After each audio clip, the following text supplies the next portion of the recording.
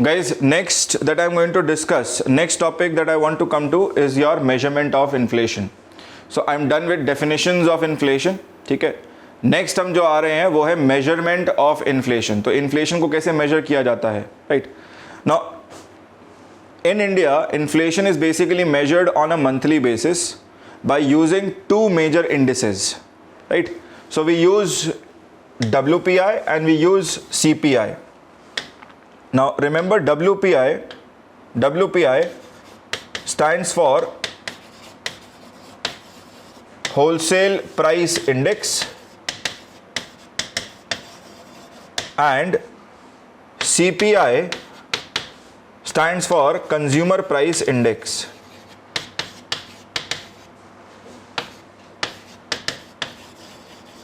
Consumer Price Index, CPI.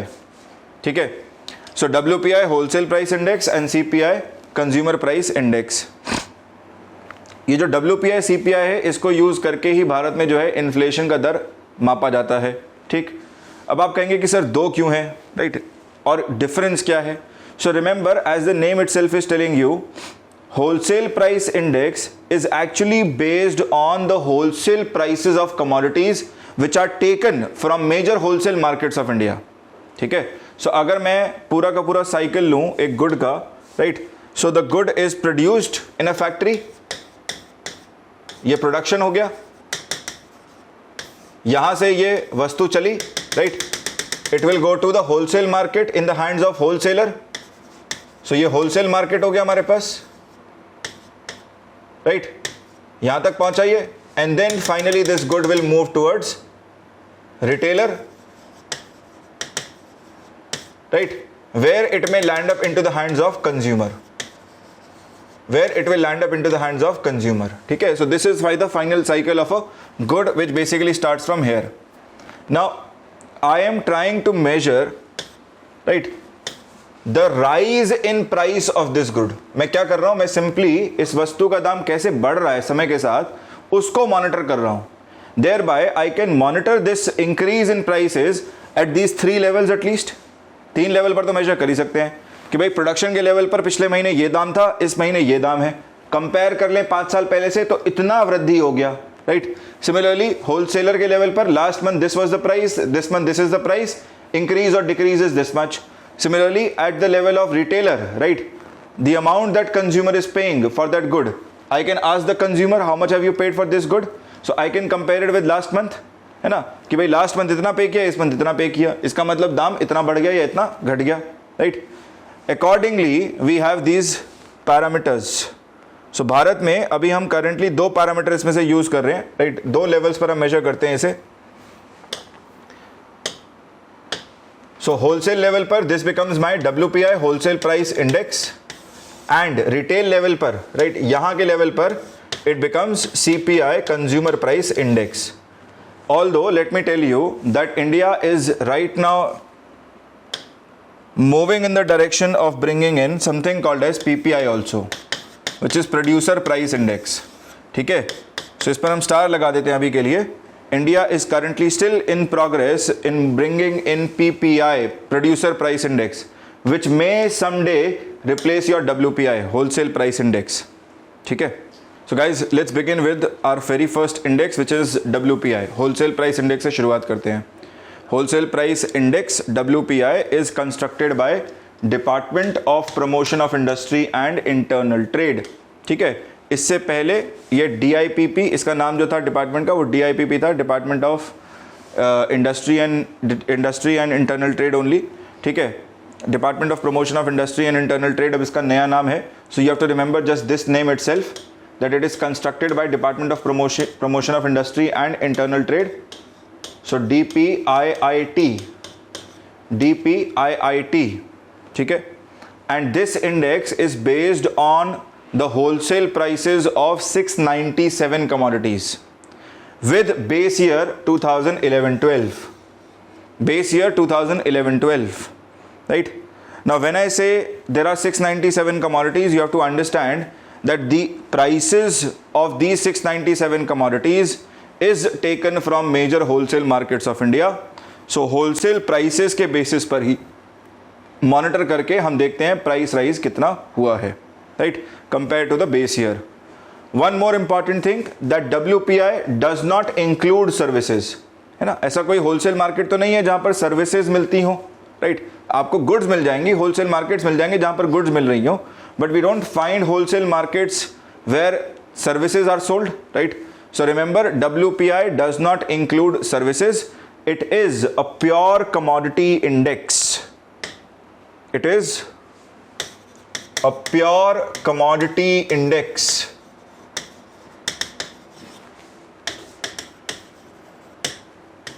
ठीक है जी. Now remember that these 697 commodities are also divided into 3 major groups. इनको 3 major groups में हम divide करते हैं, और आपके लिए मैं कंपैरिजन के लिए I have brought in the previous base year also and the new base year also. ठीक है.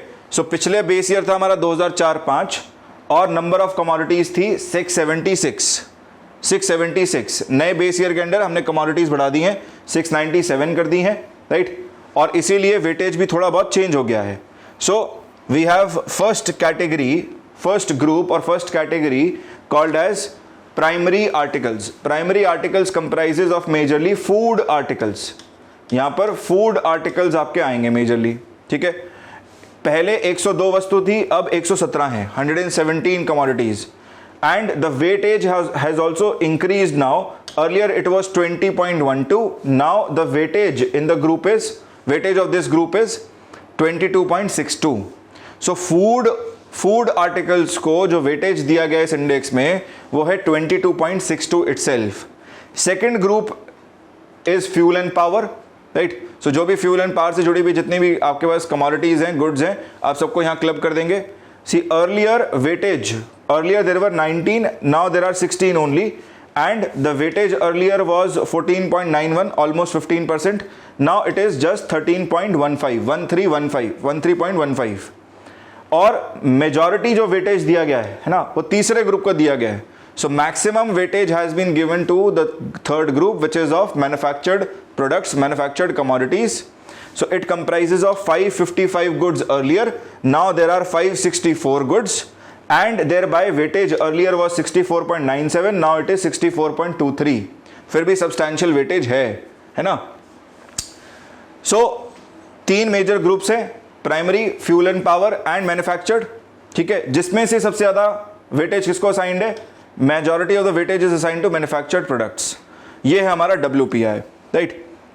Now generally with respect to WPI it is said that WPI does not give a very realistic picture of inflation. ठीक है.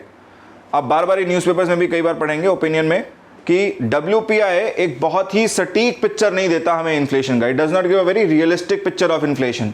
For example, WPI may say that inflation is just 1%, whereas we may find that in the market the prices have risen by 5%, 6% at times, right? So one of the major reasons why WPI does not give a very realistic picture of inflation is this reason only, that majority of the weightage is actually given to manufactured commodities. ज़्यादातर weightage इसमें manufactured commodities को दिया गया है, और manufactured commodities का price volatile नहीं रहता, है ना. अब सिंपल सा एक लॉजिक लगाओ. आपने कभी देखा है कि फ्रिज का प्राइस कल को 20,000 था, आज 25 हो गया, कल को 30 हो जाएगा?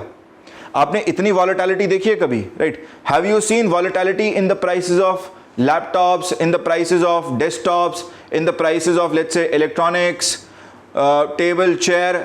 Not much, right. तो हमने बहुत ज़्यादा यहाँ पर वॉलेटिलिटी नहीं देखी है. बट वॉलेटिलिटी कहां पर देखने को मिलती है? We find there is volatility in food articles. खाने की चीज़ों में देखिए आपने, पिछले हफ्ते टमाटर इतने का था, इस हफ्ते इतना है. ये सब्जी इतने की थी, अब इतने की है. Similarly you also find volatility in prices with respect to fuel and power. Petrol का प्राइस लास्ट वीक क्या था, इस वीक क्या है ना. सो इस बेसिस पे what we see is that actually price rise or decrease, increase decrease कहाँ दिखता है majorly? In primary and fuel and power. But जो कम वेटेजेस हैं वो इन्हीं दोनों को दिए गए हैं, whereas manufactured products have been given higher weightage. So if there is increase in prices of manufactured commodities, only then it will show increase heavy. है ना, तभी ये ज़्यादा इंक्रीज दिखाएगा, वरना तो ये कमी दिखाता रहेगा, right. So you have to remember this, आपको याद रखनी है बात, that WPI does not give a very realistic picture of inflation because of the fact that a higher weightage is given to manufactured products and we see very less volatility in the prices of manufactured commodities and thereby it does not give a very realistic picture of inflation.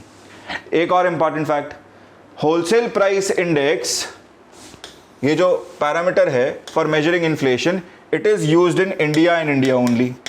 केवल भारत ही एक ऐसा देश है जो inflation को मापता है WPI का यूज करके, राइट। आप बाकी डेवलप्ड कंट्रीज में जाएंगे, right, if you go to US, UK, if you go to these countries, you will not find much of relevance of wholesalers there. आपको शायद ही वहाँ पर होलसेलर्स नजर आए, है ना, कमोडिटीज में। भारत जैसे देश में आपको होलसेलर्स नजर आते हैं, बहुत ज़्यादा प्रोमिनेंटली नजर आते हैं। मार्केट्स अपने आप में डेवलप हो चुके हैं, wholesale markets in India, right, but in other countries you will not find such a scenario, ठीक है। So India is the only country which actually uses WPI to measure inflation. So guys, wholesale price index जो है ये India use करता है। Majority of the countries they basically use CPI for measuring inflation. CPI के अलावा वो PPI measure करते हैं, producer price index. I will come to that, but meanwhile let me go to CPI, consumer price index. So consumer price index in India is constructed by NSO, national statistical organisation.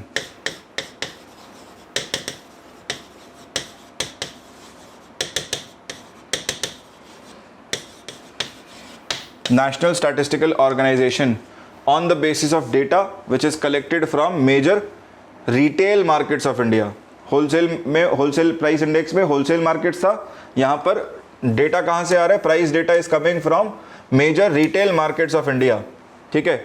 Now for this what does NSO do? NSO basically indulges in consumer expenditure surveys. ये कराता है consumer expenditure surveys, right, rural region में, urban region में, and there बाय on the basis of data that is collected from these two regions, separately it constructs CPI-R, consumer price index rural, and separately constructs CPI-U urban, CPI urban, right, and thereby combines both of them to actually find out CPI-N.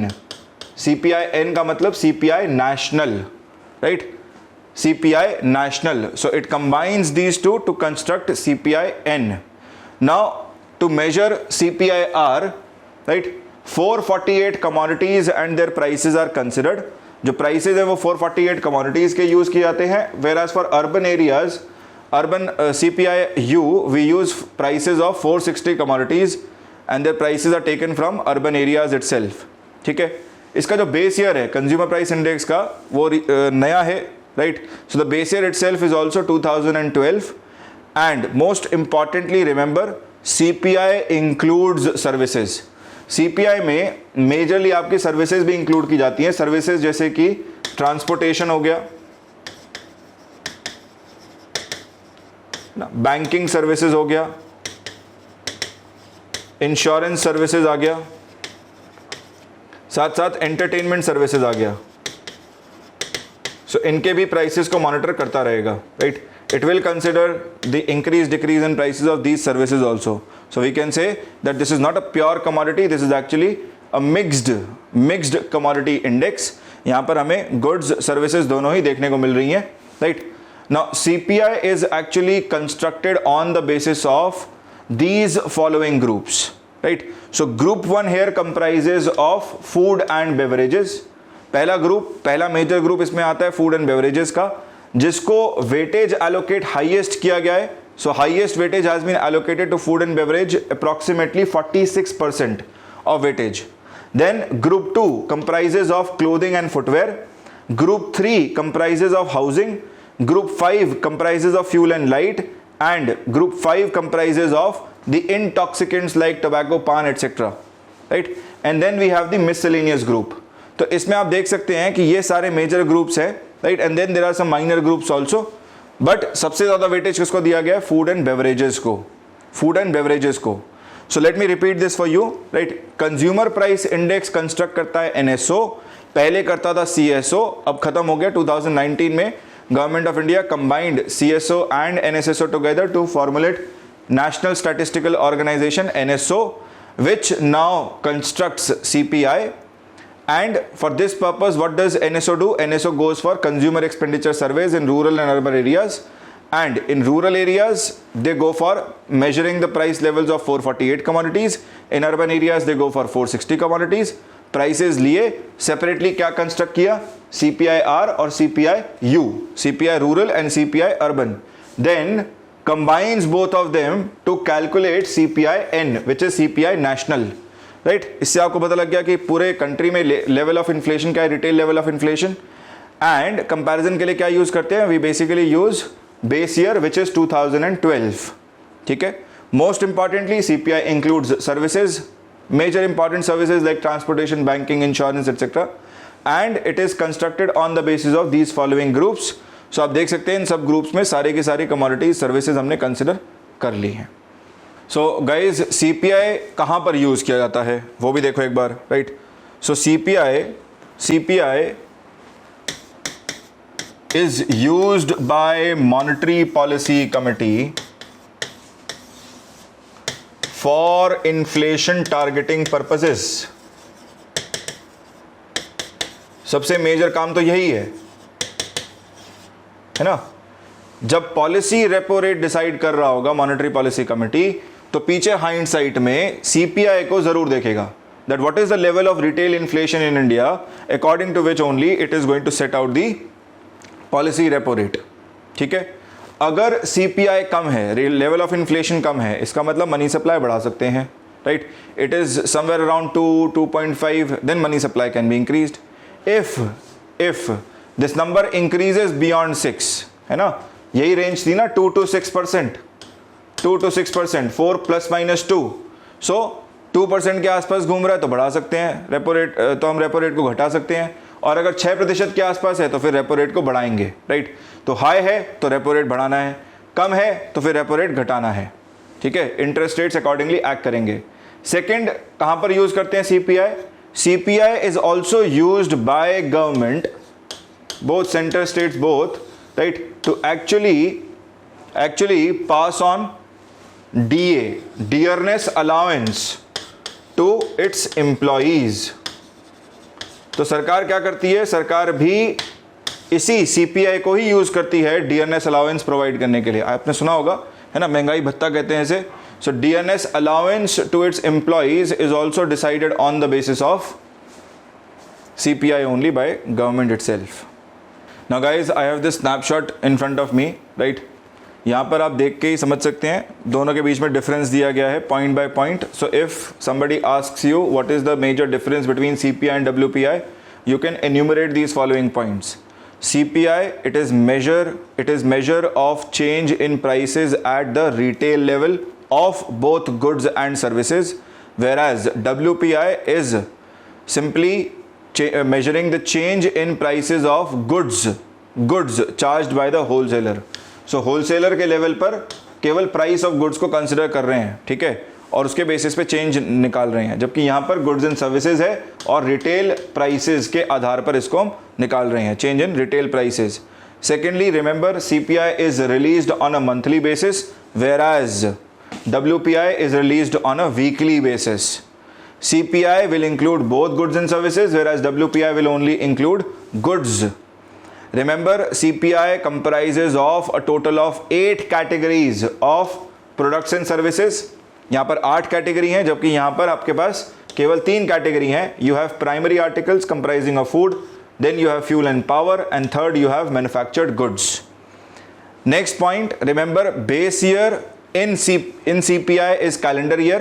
जब आप CPI की बात करते हैं तो यहाँ पर base year 2012 है, 2012। आप देखेंगे मैं इसमें कुछ आगे लगा नहीं रहा हूँ, 2011-12 नहीं है, 2012-13 नहीं है, क्या है, केवल 2012 है। इसका मतलब हम यहाँ पर कैलेंडर ईयर ले रहे हैं 1 जनवरी 2012 से लेके 31 December 2012 ले रहे हैं। Whereas यहाँ पर बेस ईयर क्या है? Base year here is financial year from 2011 to 2012। Remember, CPI is measured is calculated at the final stage of inflation, whereas it is measured in the initial stage only, है ना, बीच के दौर में ही, बीच के stage में ही हम निकाल ले रहे हैं यहाँ पर, जबकि यहाँ पे फाइनल स्टेज के टाइम पर हम निकाल रहे हैं इन्फ्लेशन. सो अकॉर्डिंगली इंपॉर्टेंस भी है. So CPI is of importance to general public, है ना. हर व्यक्ति जो है बेसिकली इसी को देखता है, देखता है कि न्यूज़पेपर में क्या रिपोर्ट हो रहा है, कितनी महंगाई की दर है, right. Whereas WPI is majorly of importance to businesses, right? People who are going to deal with wholesale prices. So वो generally wholesale price index पर नंबर पर जो है खबर को देखेंगे कि भाई कितना चल रहा है. So it is of importance to only those who are going to use wholesale prices, right? So they will keep a track of wholesale prices. So guys, the third index that we have is producers price index. Now you have to understand that majority of the advanced countries today, they don't use WPI. What these countries are using to measure inflation is PPI, producer price index, and CPI, consumer price index. ठीक है, तो इन दो indexes को use करके basically monitor कर रहे हैं prices. Now this particular index in our economy was recommended by B.N. Goldhar committee, है ना. सो बहुत प्रोमिनेंट इकोनॉमिस्ट हैं B.N. Goldar. He comes from institute of economic sciences. So B.N. Goldar साहब जो थे, उन्होंने उनके अंडर एक कमेटी फॉर्मुलेट की गई to understand whether it will be feasible in India also to formulate PPI और not. And he gave a green signal and he said yes, it is very much possible. ठीक है. And he also stated as to why India should go ahead and bring producer price index. So in his one of his recommendation, I mean in his letter itself to the government, in that he stated out that one of the major objectives of building a PPI is we can bring in corrective measures at the level of producer itself if prices start rising at the level of producer. तो इनका कहना ये था कि अगर producer के level पर किसी भी कारणवश अगर फ्लक्चुएशन होकर प्राइस बढ़ रहे हैं तो हम गवर्नेंस लेवल पे करेक्टिव मेजर्स लेके इसको सप्रेस कर सकते हैं, इसको ठीक कर सकते हैं, वापस इसको नीचे ले आएंगे, right. So that this impact of rising in prices does not impact the consumer at the final and, है ना. आप होलसेलर कंज्यूमर के लेवल पर परेशान होते रहेंगे, आपको पता ही नहीं चलेगा कि ये वाला इंक्रीज है, this is the increase which is responsible for final increase, right. So इनका कहना ये है कि फाइनल इंक्रीज जब तक, मतलब ये परेशानी से बचने के लिए आप क्या करिए, यही मेजर्स लेके इसे कम कर दीजिए, ऑटोमेटिकली फाइनल भी जो इंक्रीज दिख रहा है ये भी कम हो जाएगा, right. So one of the major objectives of creating producer price index PPI is to adopt corrective measures at the level of producer itself if prices start rising at producer's level, so that these corrective measures itself can minimize the impact of rising prices before they reach the level of consumer, right. So ये producers price index जो है अभी ये formulation की stage पर है. यहाँ पर प्रोड्यूसर के द्वारा जो प्राइस चार्ज किया जाता है अपनी वस्तुओं के लिए, उस आधार पे PPI को कंस्ट्रक्ट किया जाएगा. So this is going to be constructed on the basis of prices charged by producer for his commodities. ठीक है. So this is going to be PPI, Producer Price Index. Next जो मैं लेके जाना चाहता हूँ आपको, next index रहेगा हमारा SPI, Services Price Index. Now Services Price Index in our economy was recommended by CP Chandrasekhar Committee. So CP Chandrasekhar Committee जो है, इसने डिसाइड किया था, इसने ग्रीन सिग्नल दिया था that yes, India should also be constructing SPI and the job of constructing SPI was given to CSO, है ना. CSO विच एग्जिस्टेड अर्लियर, अब क्या है, CSO एग्जिस्ट नहीं करता है, राइट. इस बॉडी की जगह रिप्लेस करने के लिए आ गया NSO, right. So NSO is taking over the work of building up SPI now and it is being developed on experimental basis by keeping in mind 4 major services, 4 major services जहां पर government एक major player की भूमिका निभाता है, जैसे कि railways, postal, telecom और बैंकिंग सेक्टर, राइट. रेलवेज में तो सब कुछ सरकारी ही है, पोस्टल में भी अभी तक सरकारी है, राइट. टेलीकॉम में we had players here, government players, and banking sector में also we have government banks, right, public sector banks.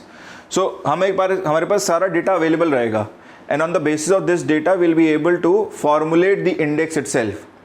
Now question arises, why did CP Chandrasekhar committee recommended, है ना, इनका बेसिस क्या है for recommending this. So CP Chandrasekhar committee said that see, services today, right, they have a very significant position in India's consumption basket.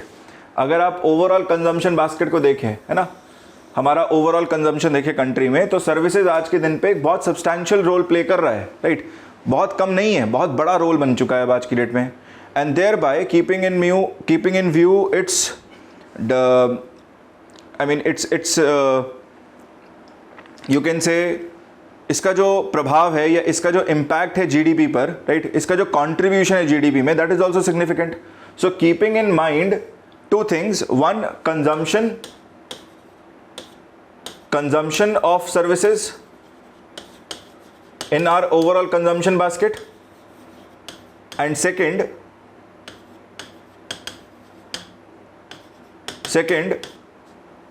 the contribution of services in GDP.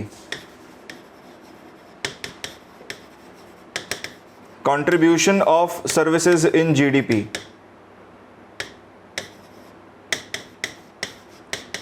Keeping these two parameters in mind, right, CP Chandrasekhar committee recommended that it is important that we create a pure services index.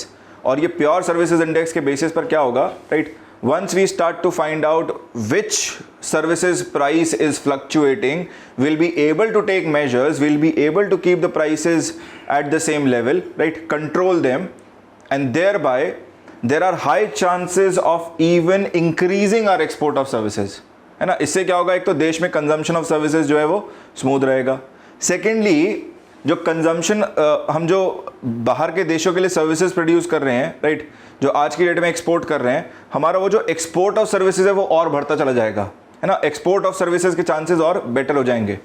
There bye keeping these two things in mind, he recommended that yes, India should go for building up SPI also, services price index also.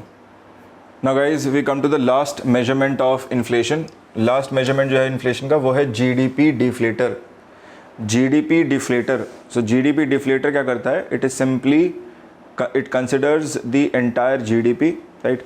सो यहाँ पर ये है कि 697 नहीं, 460 नहीं, right. So it is not based on limited set of commodities from the market, it is going to comprise of the entire production of the economy, right.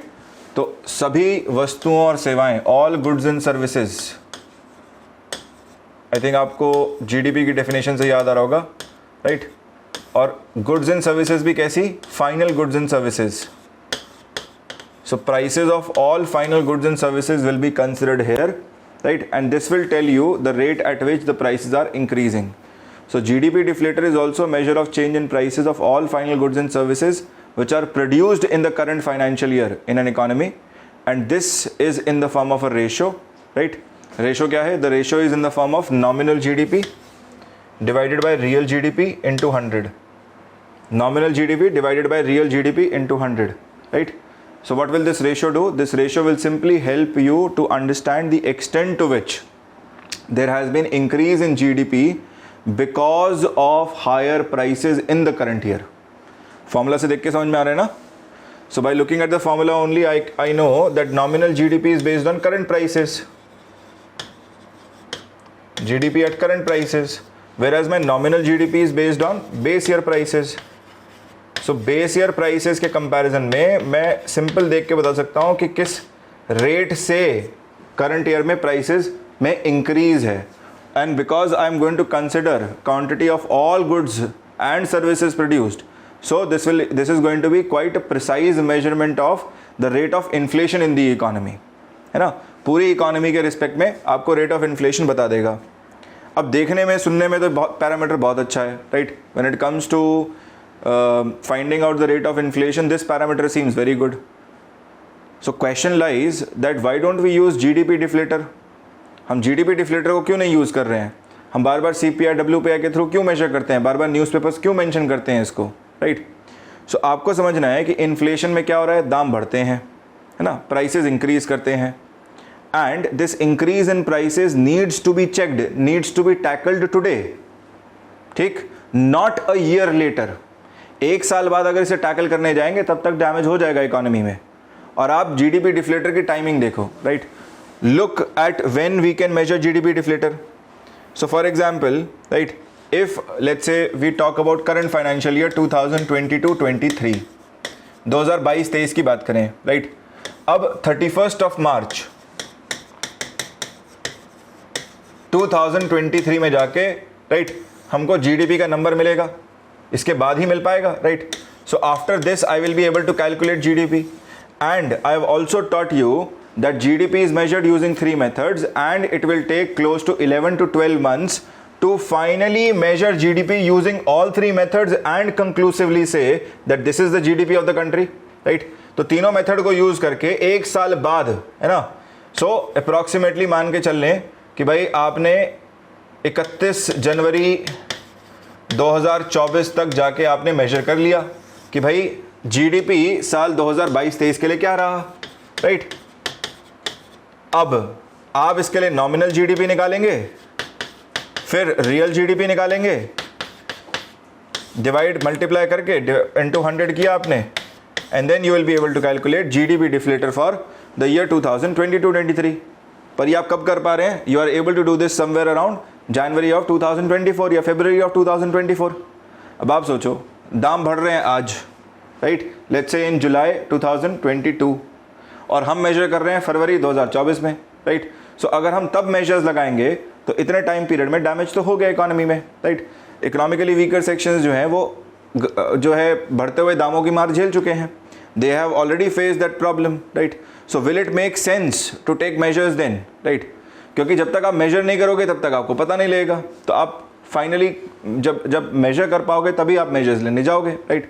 So you can understand this simply that even though GDP deflator is quite a precise measurement, but we are able to calculate it only after calculation of GDP, which will take time, and thereby we rely on mostly WPI and CPI, which are constructed on the basis of only limited set of commodities, limited but most prominent commodities that are bought by consumers, है ना.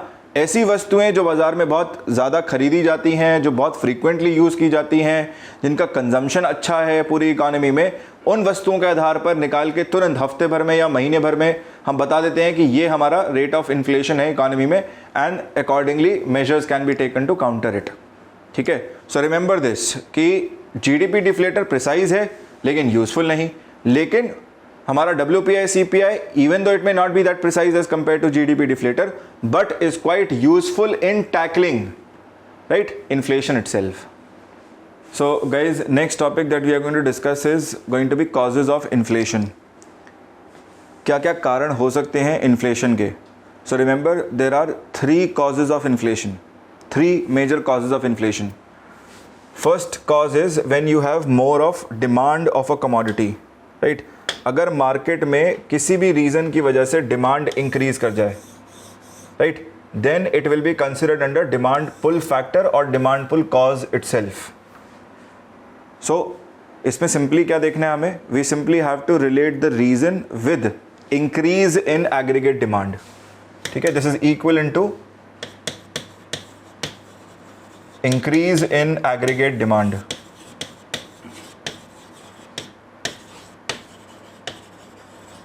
ठीक है. ये हो गया हमारा पहला, right. Will discuss the what are the factors and causes. Second है हमारे पास कॉस्ट पुश फैक्टर्स और कॉजेज, राइट. नाम ही बता रहा है अपने आप. सो कॉस्ट पुश फैक्टर्स और causes would be those factors, those causes which are going to result in increase in the cost of production itself. ऐसे कारण, ऐसे कारक जिनके कारण अपने आप वस्तु का जो फैक्टर्स ऑफ प्रोडक्शन जो हम लेके आ रहे हैं, है ना, वही बढ़ जाए. So cost of production overall commodity का बढ़ जाएगा, जिसके कारण price of commodity will start to increase, right. So cost push factors में क्या होगा? The cost of production, cost of production is going to increase. और राइट, इसके साथ साथ एक और चीज़ भी हो सकती है, आइदर दिस और second thing that may take place is disruption in supply chain. Disruption in supply chain. अगर supply chain में गिरावट आती है, रुकावट आती है,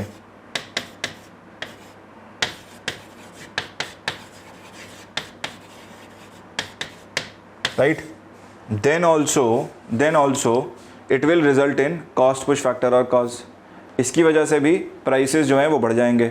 ठीक, तो आप ध्यान से देखोगे तो आपको समझ में आएगा कि सर हो क्या रहा है ये, on one and this is demand side of inflation, ये क्या है, मांग आधारित इन्फ्लेशन है, demand side of inflation, right, मांग बढ़ी जिसके कारण अपने आप इन्फ्लेशन आ गया।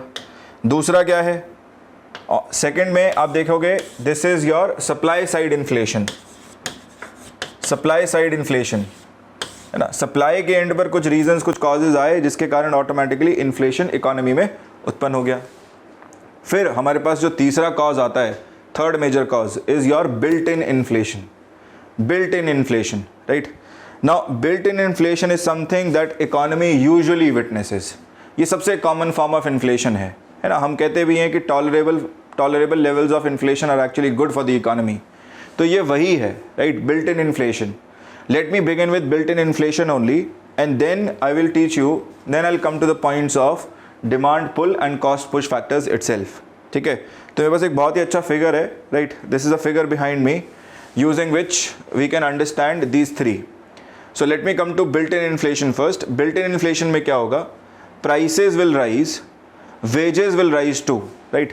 Whenever we find that prices of commodities they start rising, right, automatically wages will also rise.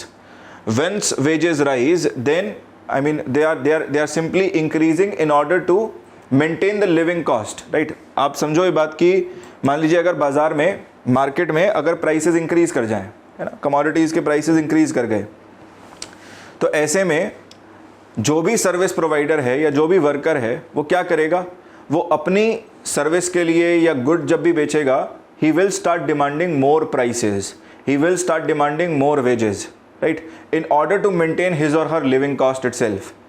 thereby, right, whenever prices in the market start rising, automatically wages start rising, and remember, when wages starts rising, they automatically will also lead to increase in the prices, है ना। तो ये in tandem चलता है, दोनों साथ साथ चलते हैं, प्राइस राइज वेज राइज, कभी वेज राइज तो प्राइस राइज, राइट। तो ये इन टैंडम जो है this is going to work in. So economies में ये हमेशा आपको मिलेगा। इकोनॉमीज बिल्ट इन का मतलब यही है that economies are basically growth of an economy itself denotes that it has built in inflation present in it, right. So built in inflation is always one of the causes which is going to result in inflation itself. ये हमेशा economy में present होता है, हमेशा contribute करता रहता है। कोशिश क्या करनी है हमें, our effort should be that increase in prices should be lesser than increase in wages, है ना। चीज़ों के दाम, वस्तुओं के दाम इतने भी तेज़ी से ना बढ़ जाएं कि वेजेस का रेट ऑफ इंक्रीज जो है उसको ही बीट कर जाए, ठीक है। वेजेस तेज़ी से बढ़े, प्राइसेस जो है वो कम तेज़ी से बढ़ें, ठीक है। Next we come to demand pull and cost push. अब डिमांड पुल में आप देखो क्या होता है, right. Sometimes you must have seen that things are sold exclusively. कई बार आपने देखा होगा फ्लैगशिप फ़ोन आया, है ना, या फिर एक्सक्लूसिव कमोडिटी आई कोई, जैसे आईफोन ने निकाला कि भाई हम बाकी सारे आईफोन तो बनाते ही हैं लेकिन ये हम जो है इसमें एक्सक्लूसिव फीचर्स डाल रहे हैं। सो एक्सक्लूसिव के नाम पर जो है वही वस्तु क्या हो गई, महंगी हो गई। Instead of selling it for $100, now they are selling it for $150। But still demand for such good और service will exceed the production capacity, है ना। सो यहाँ पर क्या हो रहा है कि मांग के आधार पे ऑटोमेटिकली जो है प्राइस राइज देखने को मिल रहा है, ठीक है। कॉस्ट पुश में क्या होगा, look at cost push. So cost push के केस में for example a balloon seller, right, earlier he was able to sell it for $5, now he is selling it for $10. So we investigate, we try and find out why is he selling it for $10 now. So he tells us that, sir, the gas helium that I was using earlier, it was costing me $10 a cylinder. Now it is costing me $20 a cylinder, and that is why my cost of production is increased. I am spending more on raw material and thereby I am increasing the final cost of goods and services also. ठीक है, तो यहाँ क्या होता है, यहाँ पर production cost बढ़ती है जिसके कारण अपने आप प्राइसेस में वृद्धि देखने को मिलती है, ठीक है। So next I take you to demand side factors और डिमांड साइड कॉजेज। सो जैसा मैंने आपको बताया ना, डिमांड साइड फैक्टर्स में क्या होगा, aggregate demand is going to exceed our aggregate supply, ठीक है। सो अगर हम इसे डिनोट करना चाहें, I can write it as that my aggregate demand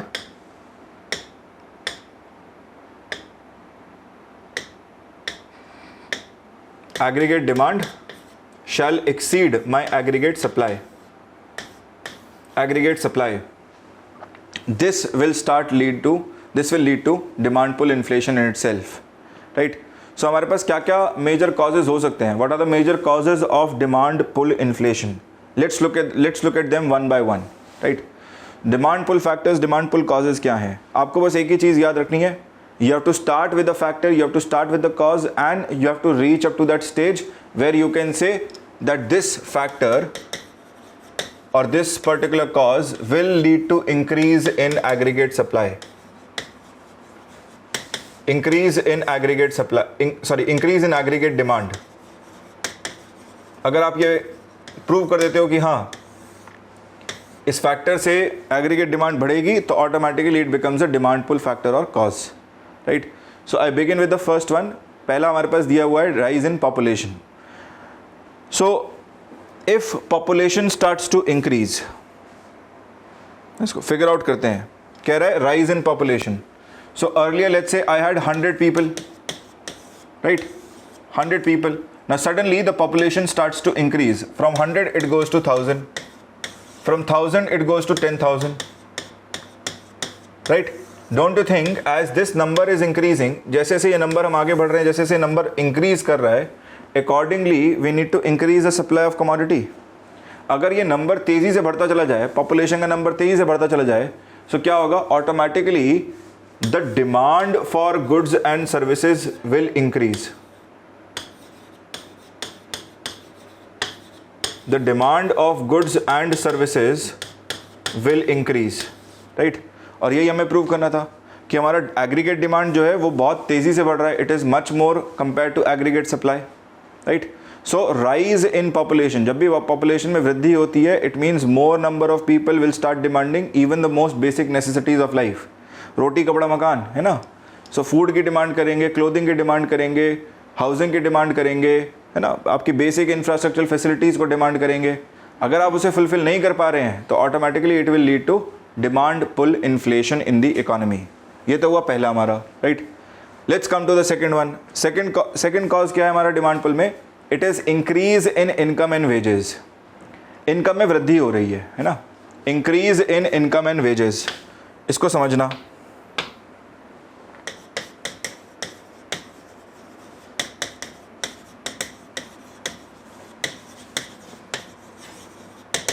Increase in income and wages, right? So I have this person. Now earlier his income was, let's say, rupees 300 per day. 300 रुपये per day इनका veg था, right? अब 300 में से क्या कर रहे थे? He was spending close to rupees 250 on his daily consumption and he was able to save up rupees 50. He was able to save up rupees 50. ठीक. अब मान लीजिए इनका वेज लेवल बढ़ गया, right? There is increase in income और wages. So from 300 let's say it goes to rupees 400 per day. Now what do you think will happen? What do you think will happen here, right? Simple समझ में आ रहा है कि भाई जो ये कंजम्पशन लेवल है ये बढ़ेगा. 250 की जगह हो सकता है 300 पे चला जाए, right? Rupees 300 per day. And his savings may also increase, let's say from 50 to let's say rupees 100 or to rupees 80, है ना, rupees 80. So definitely ये increase तो दिख ही रहा है कि भाई पहले इनका जो डेली आइटम्स पे कंजम्पशन का जो लेवल था वो 250 रुपीज़ खर्च कर रहे थे, अब ये क्या है 300 रुपये खर्च कर रहे हैं. तो ओवरऑल डिमांड कंपोनेंट बढ़ेगा, yes or no, right? So this itself will lead to increase in aggregate demand in the economy. And remember, this is not just happening for one person, right? यहाँ पर क्या है, macro economics term में बात कर रहे हैं तो मैक्रो में it is not going to be just one person, it is going to happen in the entire area, in the entire village, city, whatever, right? तो जब ये बहुत सारे लोगों के लिए एक एरिया में देखने को मिलेगा, उस एरिया में अपने आप एग्रीगेट डिमांड जो है वो इंक्रीज कर जाएगा, which will become a demand pull factor और a demand pull cause itself. Next I come to the third point which is changing consumption patterns. Changing consumption patterns, right? So fast changing consumption patterns is also one of the demand pull factors or causes. कैसे है? ध्यान से सुनना समझना, ठीक है? पहले के ज़माने में, right, in earlier times we used to have this just one single form of tea. चाय में क्या करते थे, पहले पानी पकाते थे, चाय डालते, पत्ती डालते थे, पकाया उसे, राइट, फिर उसमें शुगर ऐड किया, मिल्क ऐड किया और दे दिया, सर्व कर दिया. There was just one form of tea. Now you will go to a supermarket store, you will find there are multiple forms of tea. कोई इलायची टी बेच रहा है, कोई बादाम टी बेच रहा है, right. There are n number of teas, black tea, green tea, this tea, that tea. Have you seen this, right? So ये क्या हो रहा है, हम ये देख पा रहे हैं कि भाई लोग जो है आज की डेट में चाय भी अलग अलग वैरायटी की पी रहे हैं. मंडे को कुछ पीते हैं, ट्यूसडे को कुछ पीते हैं, सुबह कुछ पीते हैं, शाम को कुछ पीते हैं, है ना. सो ये क्या है, it is fast changing consumption patterns. लोगों का कंजम्पशन पैटर्न में एक बदलाव नज़र आ रहा है, right, and thereby automatically as more and more of demand is increasing for such kind of varieties, accordingly prices are also increasing, है ना. इसका एक और एग्जांपल और सुनिए आप, right, fast changing consumption pattern का. I think this will become much more clear with this example. So fast changing consumption pattern में you must have noticed that recently a lot of gyms have opened up. People have become much more diet conscious these days. ये तो notice किया ही होगा definitely कि भाई लोग जो है अपने डाइट का बहुत खास ध्यान रखते हैं, राइट. डाइट कॉन्शियस हो गए हैं, बोलते हैं नहीं इतना नहीं खाना, वो नहीं खाना, ये नहीं, है ना. They want to maintain that lean figure कि भाई चलते फिरते रहें, राइट. सो डाइट कॉन्शियस हो गए, यस और no, right. So they don't want to increase their carbohydrate intake. Carbohydrates को कंट्रोल रखना चाहते हैं, whereas they want to consume more of protein rich foods. Protein rich foods जैसे egg हो गया, मिल्क हो गया, राइट. देन लेट्स से आपके पास और अदर सोर्सेज आ गए, right, chicken etcetera, whatever, pulses भी आ जाएगा, right. So suddenly we find that more and more people are becoming diet conscious, right, and over the period of time the consumption of all these commodities is increasing in the market. इनका consumption बढ़ रहा है, right. अब क्योंकि consumption बढ़ रहा है और supply से कहीं गुना तेजी से अधिक बढ़ रहा है, we find that this increase in aggregate demand is actually much higher as compared to increase in aggregate supply. बढ़ तो रहा है सप्लाई, लेकिन इतने रेट से नहीं बढ़ रहा है. And that is why what do you find, you again find this will lead to increase in prices of these commodities. ठीक है, नेक्स्ट आते हैं. नेक्स्ट है हमारे पास prevalence of black money in the market, right. This is my fourth point, prevalence of black money in the market. इसको भी समझो, prevalence of black money in the market.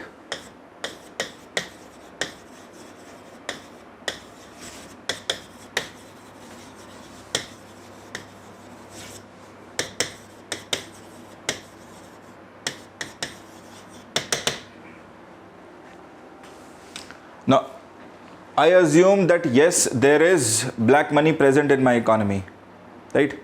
Black money क्या होता है, हमने पढ़ा है. We have read what black money is. Black money is that component of money which is not reported to the authorities. ऐसा पैसा जो कि इनकम के रूप में अथॉरिटीज़ को रिपोर्ट ना किया जाए, है ना, टैक्स की चोरी करने के लिए, टैक्स ना देने के लिए, ऐसे पैसे को हम ब्लैक मनी कह देंगे, काला धन, right. Now you can understand this that see our monetary policy authority RBI keeps a tab on money supply. वो टैब रखता है कि भाई कितना मनी जो है वो सर्कुलेशन में है. हमने पढ़ा था narrow money, right. And money should be ample with respect to production in the economy. उतना ही पैसा रखेगा जो अपने आप में सफिशिएंट रहे, इस प्रोडक्शन को बढ़ावा भी दे, है ना, और इस जो भी प्रोड्यूस हुआ है उसको हम खरीद भी पाएँ, right. But if money is not being reported to the authority, right, अगर ऐसा काला धन बढ़ रहा है, राइट, जो कि अथॉरिटी के नोटिस में ही नहीं है, जो कि अथॉरिटीज़ को जिसका ज्ञान ही नहीं है ना, उनको इन्फॉर्मेशन ही नहीं है, तो क्या होगा, this will, don't you think this will automatically lead to now more money supply, right. अब ये देखो ना, ये तो इन्होंने रिलीज़ किया था, रखा ही है money supply, but black money के कारण क्या हो गया है, overall money supply has increased. which means more money will start chasing fewer number of goods or the number of goods earlier. More money will start chasing the number of goods, right? So ये जब ज़्यादा पैसा chase करने जाएगा तो क्या होगा? This will lead to increase in aggregate demand. Simple example के शब्दों में समझना, ठीक है? हमें पता है कि आपकी इनकम साल की 10 लाख रुपए है, राइट? सो एक जनरल व्यक्ति की अगर इनकम 10 लाख रुपए है, right, he must be spending close to 5 to 6 lakh rupees on basic essentials, जैसे रेंट देना हो गया घर के लिए, खाना पीना हो गया, है ना, मेड, कुक्स, ड्राइवर्स, जो भी है ना, फ्यूल में सब कुछ इसमें चला जाएगा 6-7 लाख रुपए, राइट? सो अगर आप गाड़ी खरीदने जाओ, आप क्या एक्सपेक्ट करोगे? That such a person whose income levels are close to 10 lakh rupees in a year, he would buy a car somewhere around 6 lakh 7 lakh rupees, कि भाई 2 लाख रुपए बचा बचू के इधर दाएँ बाएँ से डाउन पेमेंट कर दिया होगा, राइट, और बाकी की EMI बनवा ली होगी. This is what we expect. But if this person has black money, don't you think instead of buying a car worth rupees 6 or 7 lakh rupees, he is going to buy a car worth rupees 15 lakh 20 lakh rupees, है ना? वो ज़्यादा पैसे की गाड़ी खरीद के लाएगा. इसका मतलब क्या कर रहा है? मनी सप्लाई को और बढ़ा रहा है मार्केट में, राइट? और अथॉरिटी को पता भी नहीं है कि मनी सप्लाई बढ़ रहा है, विच means more money supply will start chasing lesser number of goods in the market now, and thereby this will lead to increase in aggregate demand. This will lead to demand pull inflation in itself. So guys, next factor, next cause that we have is your increase in money supply due to fiscal deficit. अब यहाँ पर मैं चाहूँगा कि आप इसको, है ना, 5th को और 6th को साथ में देखें. 5th and 6th point. Look at these two together. Increase in money supply due to fiscal deficit and increase in government expenditure, right? Money supply में इंक्रीज हो रहा है. किस वजह से हो रहा है? क्योंकि फिस्कल डेफिसिट सरकार कर रही है, ठीक? इसका सिंपल सा मतलब ये है that if there is increase in money supply, right, this means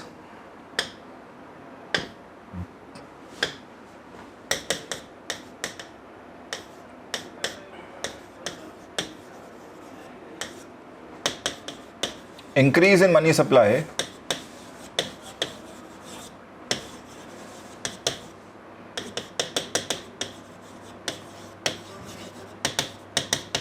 means that government must be spending more than what it is earning. सरकार जो कमा रही है, जो डे टू डे आ रहा है, राइट, उससे ज़्यादा ही डेफिनेटली खर्च कर रही है. इसका मतलब क्या है? Government is actually introducing money in the economy. सरकार इकोनॉमी में पैसे की सप्लाई को बढ़ा रहा है, राइट? अगर ये हमारा इकोनॉमी है, इसमें मनी सप्लाई को इंक्रीज कर रहा है, and as this money supply increases it is going to reach up into the hands of people sitting here. भाई जिसको भी काम पे लगाया, जिसको भी टेंडर दिया, उसके हाथ में पैसा आएगा, right? They will start receiving money. Now as money in their hands increases, जिसको भी काम पे लगाया, जिसको भी काम दिया, जिसको भी टेंडर दिया, जैसे ही इनके हाथ में पैसा बढ़ा तो क्या होगा, right? Their demand levels will increase, thereby leading to increase in aggregate demand in the economy. Simple सा फैक्टर है, राइट? यहाँ पर सिंपल क्या है कि सरकार मनी सप्लाई में इंक्रीज कर रहा है. मनी सप्लाई में इंक्रीज करेगा तो भाई किसी के हाथ में जा भी तो रहा होगा मनी, राइट? जिसके भी हाथ में मनी जाएगा उसका डिमांड लेवल बढ़ जाएगा. डिस्पोजेबल इनकम बढ़ रहा है तो डिमांड लेवल बढ़ेगा, और जैसे ही डिमांड लेवल बढ़ेगा cumulatively this will lead to increase in aggregate demand also, ठीक है? अब इसी से जुड़ा हुआ हमारा 6th भी है, राइट? इसी से जुड़ा हुआ हमारा 6th पॉइंट था, right? What was the 6th point? Our 6th point was increase in government expenditure. Increase in government expenditure. मान लीजिए अगर सरकार अचानक से अपना खर्चा बढ़ा दे, राइट? गवर्नमेंट एक्सपेंडिचर बढ़ा रही है, इसका मतलब क्या है? That government is actually acting like a consumer.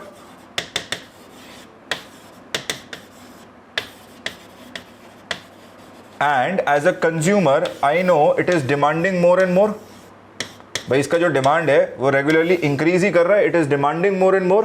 There bye when government also starts acting like a consumer other than households and firms, right, by increasing its expenditure, automatically क्या होगा? right? This will lead to increase in aggregate demand. Increase in aggregate demand. तो आपको दो चीज़ें समझनी है, right? एक ही point से दो चीज़ें निकल रही हैं, एक ही एक्शन से दोनों चीज़ें पॉसिबल हो रही हैं, राइट?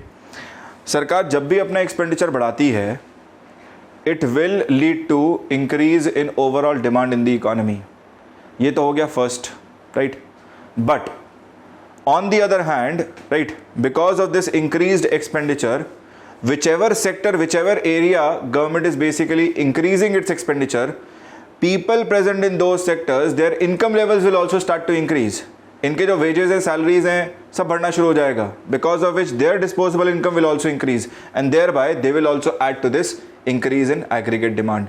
इनकी भी इंडिविजुअल डिमांड्स इंक्रीज हो जाएंगी, जिसके कारण ऑटोमेटिकली जब आप इसको सबको ऐड करोगे तो डिमांड लेवल और ऊपर हो जाएगा, राइट? तो डबल फोर्स लगती है यहाँ पर, है ना? इसीलिए हमने आपको फिस्कल पॉलिसी में एक्सपेंशनरी बताया था कि गवर्नमेंट क्या करती है, प्रोडक्टिव सेक्टर में वैसे लगाती है कि भाई यहाँ से जीडीपी में ग्रोथ मिलेगा, प्लस जहाँ पर मैं जॉब्स क्रिएट करूँगा ये लोग भी तो डिमांड करेंगे, they will also start demanding more, and there bye automatically economy में I mean it is going to bounce back with double the force. ठीक है, तो ये आपको समझना है.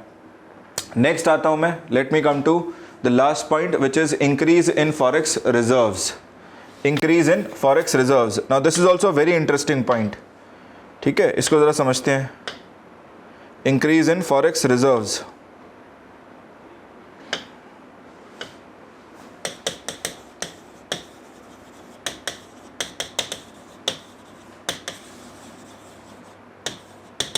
Increase in forex reserves. Forex reserves में वृद्धि हो रही है, इसका क्या मतलब हुआ ना? Imagine that forex reserves are increasing.